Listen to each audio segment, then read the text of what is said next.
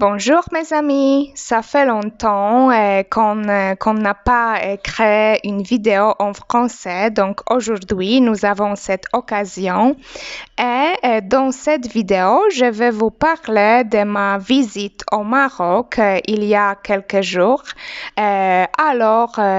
Sans plus attarder, passons à notre vif du sujet.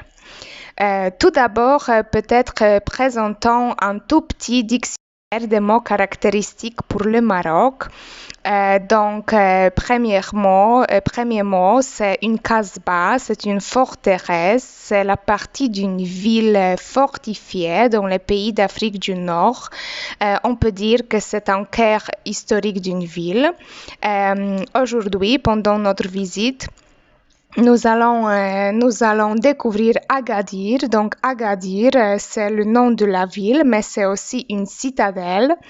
Puis, nous avons un riad au Maroc. C'est une maison urbaine qui traditionnellement était construite autour d'un patio, d'une cour ou d'un jardin intérieur. Il a été entouré d'une galerie.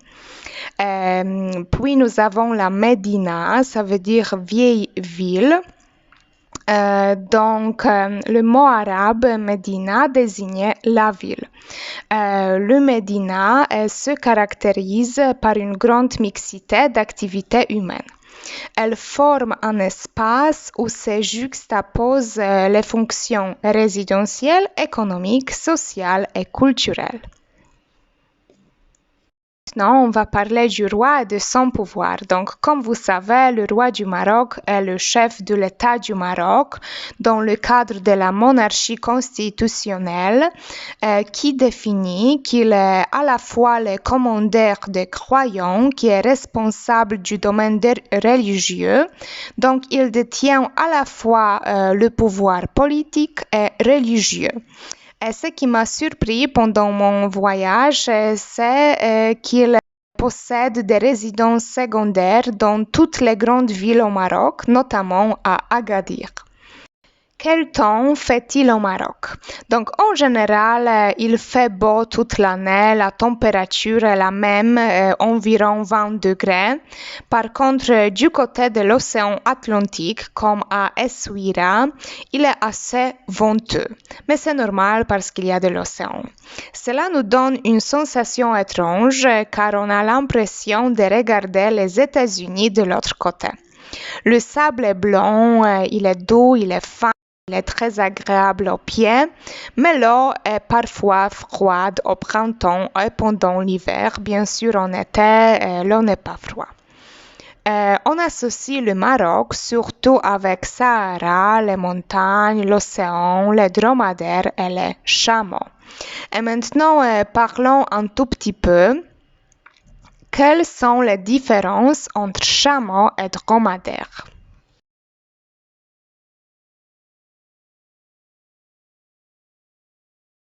Donc, nous savons que le dromadaire a seulement une bosse, tandis que le chameau a deux bosses. Donc, c'est la première différence.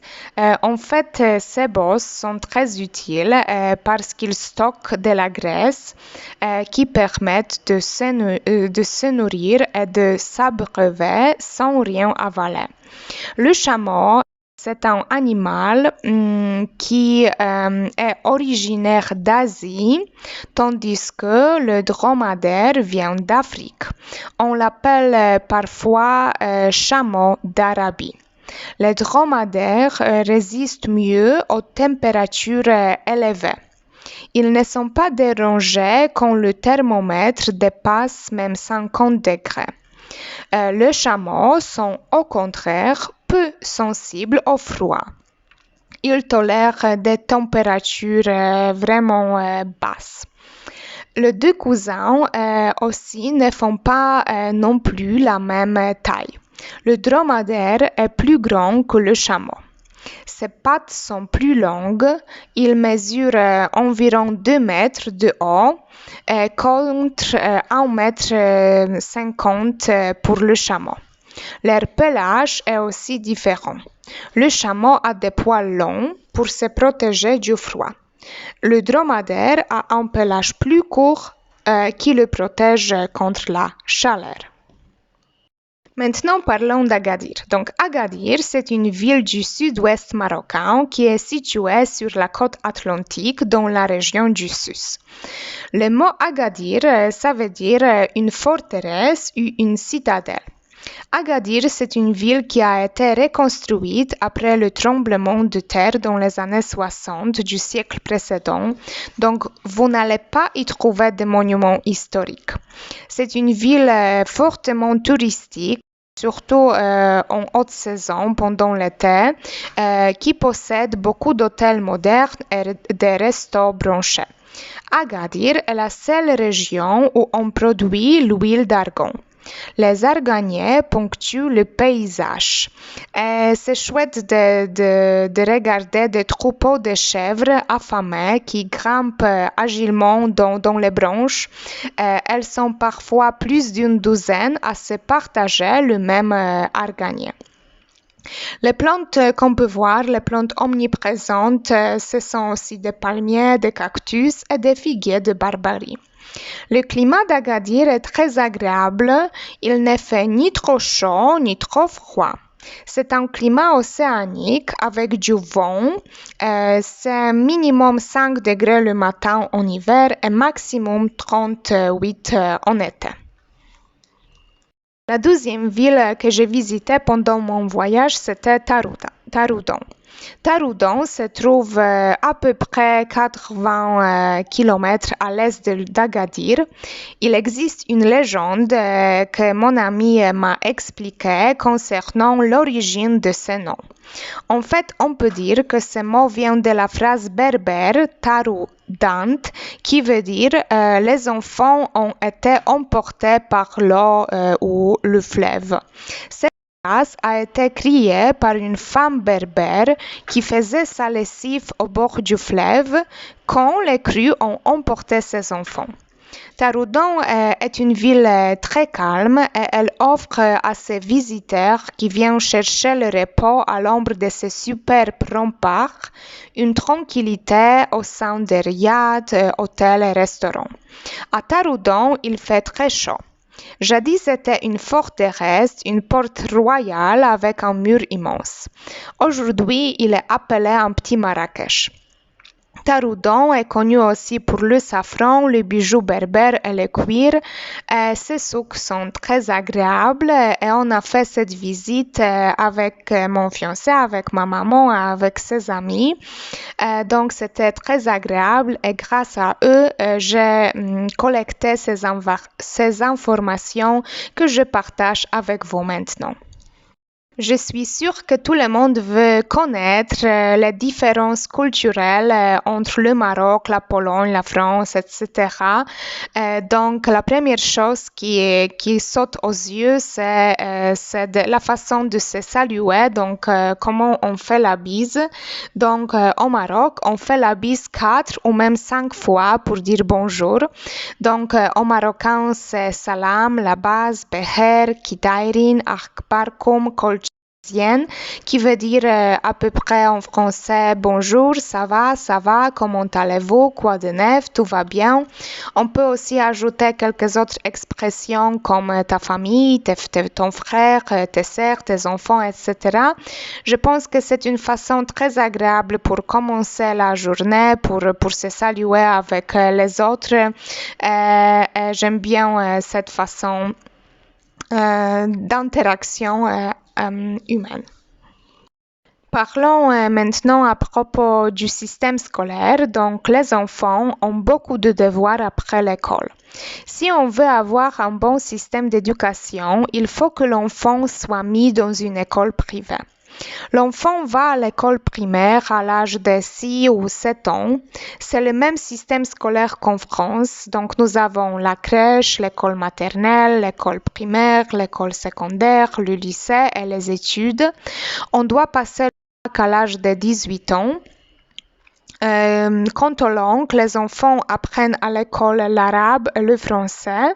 Après, ils choisissent soit l'anglais, soit l'espagnol. Le travail. Donc, quelles sont les activités professionnelles principales des Marocains? Beaucoup de gens travaillent dans l'artisanat. Le système sanitaire, les assurances, le travail ne sont pas au niveau supérieur. Les ingénieurs et les médecins ont quand même de très bons salaires. Tous les magasins sont ouverts jusqu'à 23 heures, les barbiers aussi. Pendant la journée, on fait la sieste. La visite chez les coiffeurs est très intéressante du point de vue de l'européenne. Les femmes ne coupent pas de cheveux d'un homme, les hommes peuvent couper les cheveux de femmes. L'artisanat marocain emploie 3 millions de personnes et contribue à hauteur de 9% pour PIB marocain. Les gens font des tapis, des babouches, des bijoux. Il y a des peintres qui vendent leurs tableaux pas chers. L'argon fait travailler plus de 3 millions de personnes au Maroc. Les autres activités des Marocains, c'est la pêche et aussi l'élevage du bétail. Les bergers élèvent les animaux comme les chèvres ou les brebis. En fait, la lagune et les vagues immenses de l'océan Atlantique créent des conditions parfaites pour le surf et le kitesurf. Ils font donc du surf et du kitesurf.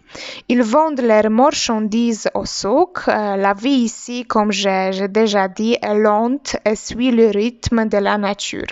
Cela nous détend et beaucoup de gens travaillent en tant qu'agents de police ou de gendarmerie, donc on se sent tout le temps en sécurité.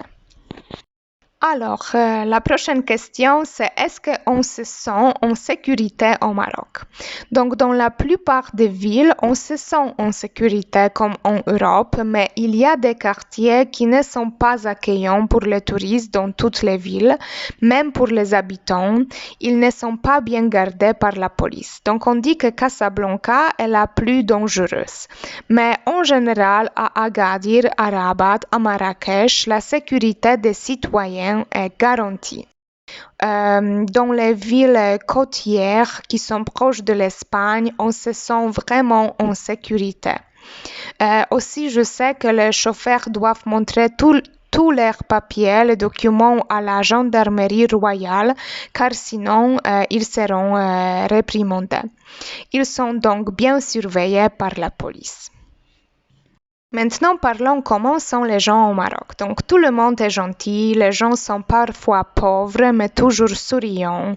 Ils savent profiter de chaque instant pendant la journée sans consumérisme excessif comme en Europe ou aux États-Unis. Parfois, les vendeurs pousse les touristes à acheter, mais c'est normal, je pense. On voit une grande richesse des marchandises dans les souks. Tout le monde vous invite à boire du thé, dit que nous sommes les premiers clients dans ce magasin. Toujours, on utilise ce procédé pour encourager à acheter, surtout si on voit que nous sommes les étrangers. Il est bien vu de marchander, donc de négocier le prix d'une marchandise avec vendeur. Mais j'avais pas cette occasion parce que j'étais avec les autochtones. Donc moi et maman, nous avons été les étrangers, mais le reste de notre groupe, de notre équipe, c'était les gens provenant de cette région, donc ce n'était pas nécessaire. On doit aussi avouer que les vendeurs connaissent l'anglais, le russe, même parfois le polonais. La dernière chose que je veux mentionner dans cette vidéo, c'est le trafic routier. Donc, tous les moyens de transport sont possibles. Les motos, les chariots tirés par des chevaux ou des mules avec touristes ou produits divers. Il y a des camions, des voitures anciennes, des voitures modernes. Donc, chacun trouvera ce qui lui plaît.